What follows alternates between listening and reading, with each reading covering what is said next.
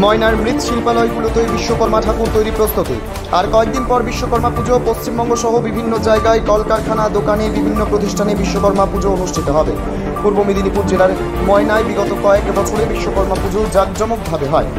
ময়নায় ছোট বড় দোকান, কারখানা, স্বেচ্ছাসেবী ক্লাবের উদ্যোগেও বিশ্বকর্মা পুজো অনুষ্ঠিত হয়।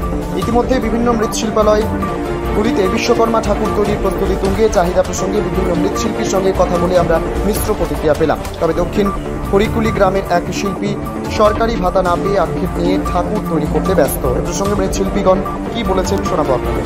বিশ্বকর্মা ঠাকুরের চাহিদা কেমন রয়েছে? সেরকম চাহিদা নেই, আছে যা হোক। আপনি এবছর কতগুলো ঠাকুর তৈরি করছেন? আমি 34টা করছি। সবই কি অর্ডার? হ্যাঁ, 1000 টাকা। আর দামি দামি 5000, 7000 পর্যন্ত আছে। আচ্ছা, শুনলাম যে আপনাদের যারা শিল্পী রয়েছেন সরকার থেকে কোনো কার্ড বা পরিচয়পত্র দেওয়া হচ্ছে, আপনার কি সেই কার্ড করা আছে? না। আচ্ছা।